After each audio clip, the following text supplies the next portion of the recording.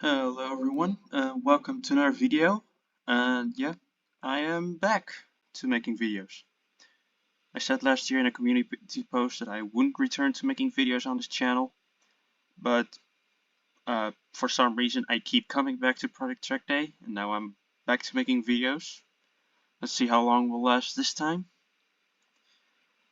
Of course, with what you can expect from videos, it won't be much different from what it was before.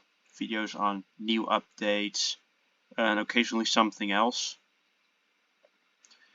And in this particular video, of course, we're going to be taking a look at the things that I missed while I was gone from Project Trackday. Now, we're not going to be looking at everything.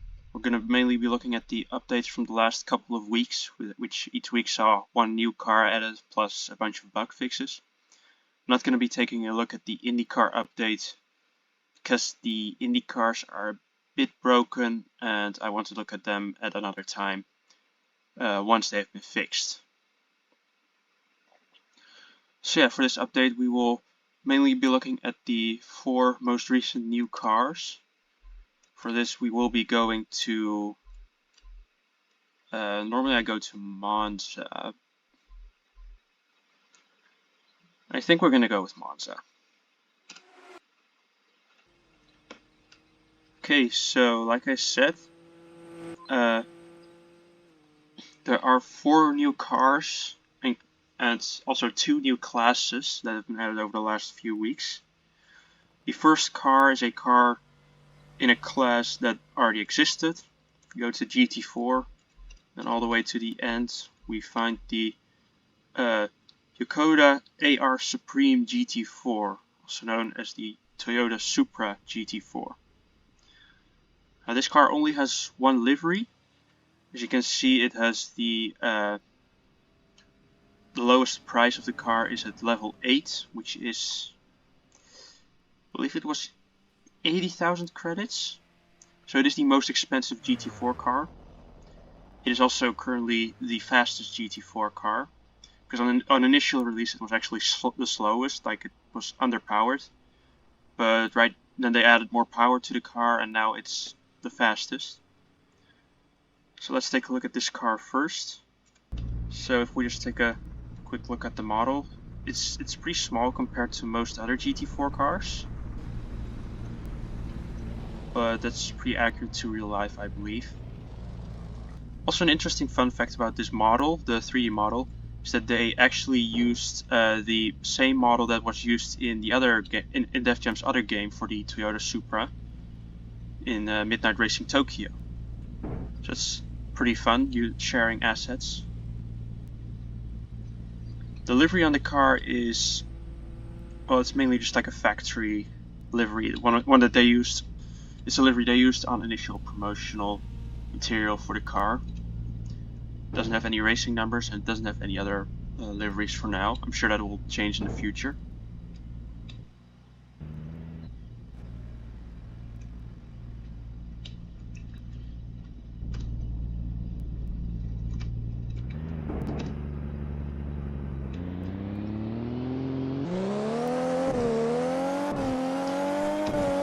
One interesting thing about this car compared to the other GT4s is that it actually has 7 gears instead of 6. More similar to LMP1H cars and hypercars, which we'll get into a little bit.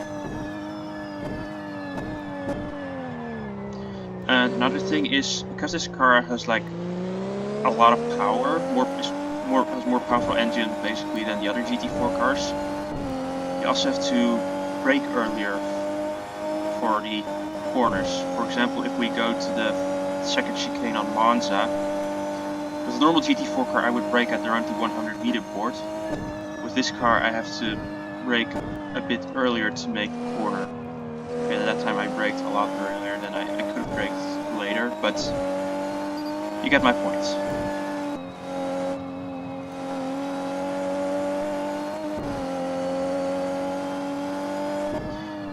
Another thing that I think is worth mentioning that is not directly related to cars is that the corner cut detectors, the ones that give you like corner cuts, they are now based on the wheels of the car rather than the player character. In the past, if you were sitting in a left-hand drive car, you could, for example, go further off track on the right side of the track than if you sat in a right-hand drive car. But now they changed it in such a way that it detects the wheels, so it doesn't matter on which side of the car you sit. And they've also changed the quarter cluster in practice mode, meaning that if you now go off track, it doesn't slow you down anymore, which is kind of annoying if you were doing races in practice mode, because especially around Monza, people will cheat a lot. But overall, it is nice that if you're like in a flow of doing hot laps, then at least you don't how do you say it? At least you don't get like out of the flow, basically. Anyway, let's take a look at the second car, another Japanese car similar to the Supra. This is a brand new class, the GT300 class. Originally, this class would have been combined with GT3, but that has since changed.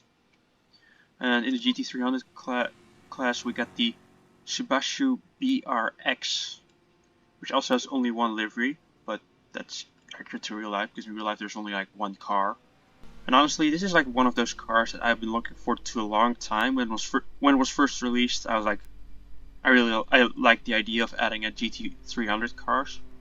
Of course, adding the GT300 class also allows for the opportunity of adding other GT300 cars, such as the highly wanted Toyota Prius GT300, which would also be really funny if we got that in the game. A couple things that I think are worth mentioning about the BRZ is that in terms of performance, the car is slower than it should be. Like it's like in top speed it's slightly faster than the GT4 car. The main difference between this and the GT4 car is the fact that it has much better cornering. So of course do a terrible corner there when I say that. But yeah, it has better cornering, not as much understeer. So it is still a bit faster than the GT4 car. And another thing that's really notable about this car is that you can't really lose control of it. Like when you go through corners with most cars, you usually end up sliding. My brake is way too early for that. If you go through most corners, you end up sliding.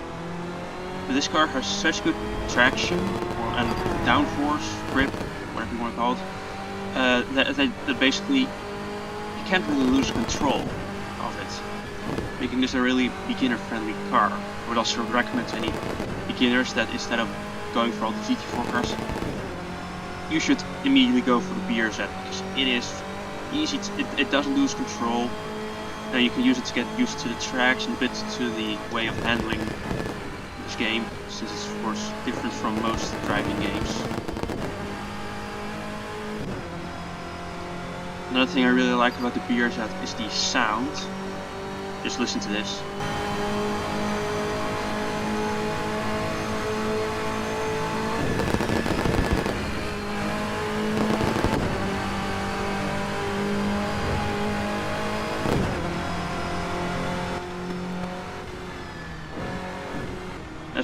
I actually think the sound is really good on this. I'm not really someone who's into like car sounds, but in this case I really like this. Then we take a look at the third and fourth cars, which are the new hypercar class. Initially this was named LMH, but after we got an LMDH car added, which you can see on screen, the BMW, it got renamed to hypercars, that's also what it's called in real life. But yeah, it has two new cars, the BMW M Hybrid, which is based on the BMW M Hybrid V8, and the Ferrari 500p, which is the Ferrari 499p, which won the 24 Hours of Le Mans last year. And the BMW only has one new livery, while the Ferrari has two. It has the number 51 livery from last year, although it does appear to have a stripe, which is on the cars from this year. And the other one, which is the number 83 yellow privateer customer livery from 2024. So let's take a look at the Ferrari first, then we'll go on to the BMW. So the Ferrari also has like a really nice model. Apparently they've also given it like a metallic look probably by changing the material of the model itself, giving it a bit of a, like I said, metallic look. There's a nice livery for the for the number 51. You can't really see it here because it's currently dark, but like I said, there's some red stripes here which the 2023 version didn't actually have. Alright, so let's go and drive this car. If we see a BMW drive by in front of us, similar to like the LMP1 cars, this car has a hybrid system, which you can see at the bar below here, the green bar. And if you know how to drive these cars, you'll be able to keep up with the LMP1 cars on the track. So it is almost as fast, slightly slower. Yeah, if you know how to drive, then you can definitely beat other drivers in LMP1 cars. This car has 7 gears.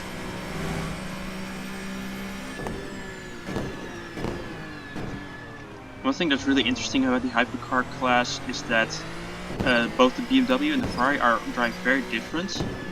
The Ferrari is 4-wheel drive, while the BMW is rear-wheel drive, just like in real life.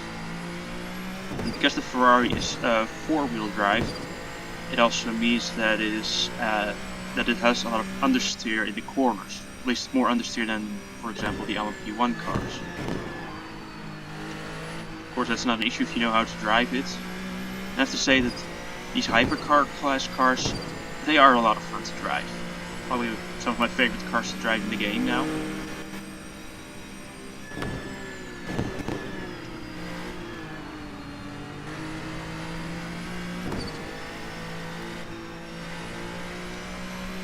So yeah, now let's take a look at the final car. Also, something I forgot to mention is that both the BMW and the Ferrari, they have their lowest price at level 36. But the BMW is much cheaper, and I think it's like almost 150,000 credits cheaper. The Ferrari is 1.4 million, while the BMW is 1.2.5 million.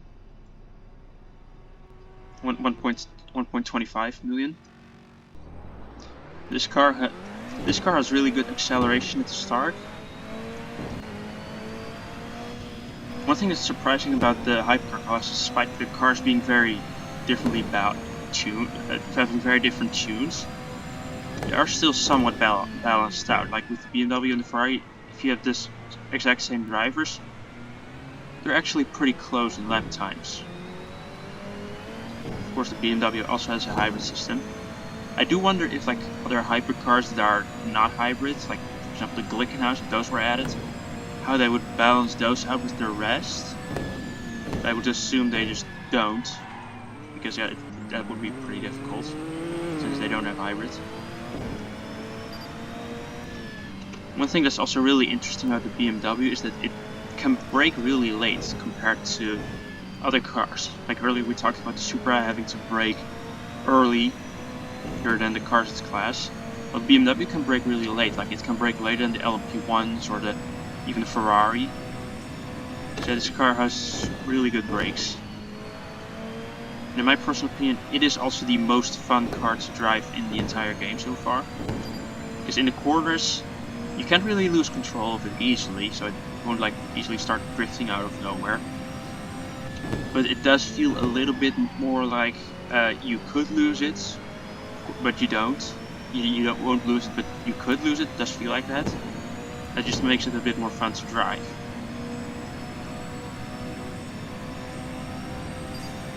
So yeah, those are all of the new cars that have been added since I left. Like I said, I won't be taking a look at the IndyCar update. We'll save that for a later video. And thank you all for watching, and I'll see you in the next video. Bye!